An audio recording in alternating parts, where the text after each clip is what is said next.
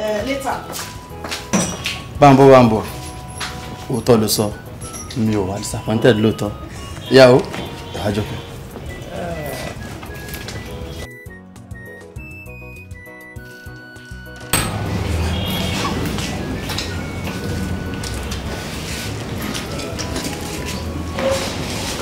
Sàbúrà ní ẹni tí ọ̀rẹ́ bá ti pọ̀ jù làákàyè máa ń kúrú.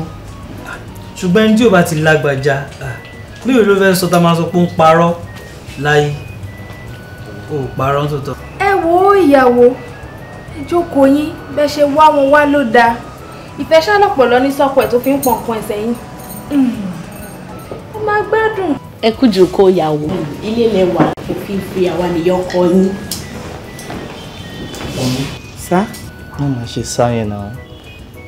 Kò dáa. Okay? Jẹ́ ká ṣe bó ṣe máa ń dáhùn lé. Tí máa ń pè wá ní yes darling. Bọ́mí. Yes darling. Beautiful.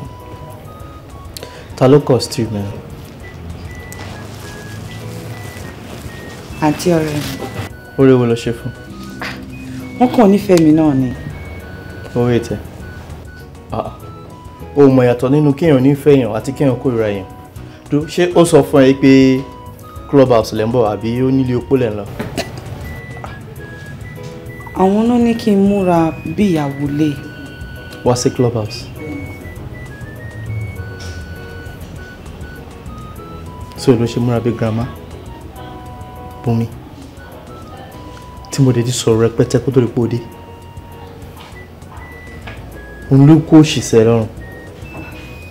Ok, ṣé mo dúpẹ́ o nǹkan tó ṣe fún mi bíbá lé ní Ọlọ́run ṣe rẹ̀ fún.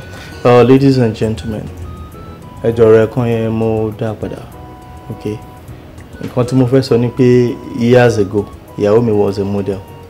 In fact, she was a supermodel, but things so to gain weight. You can see that, she no go and pumping. She ti, I'm happy to see me. She say, "I'm going to stand on Sarah." So, can you show me really? Me, you tell me what you want so. Show you.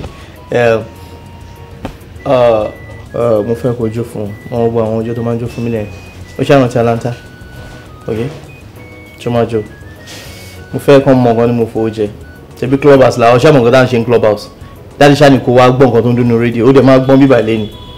DJ, ẹjọ́ fún ní music. Àjọ aṣọ rẹ̀ báyìí.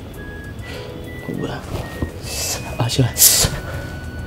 Òun náà nìyẹn, ọ̀rẹ́, ẹ bá mi bùn kan fún. Ẹ bùn kan fún, ẹ bùn kan fún, ẹ bùn kan. Ẹ bùn kan fún sẹ́ mú kàn. Bó ṣe jókòó sórí ní bí girama. Ẹ bùn kan fún náà.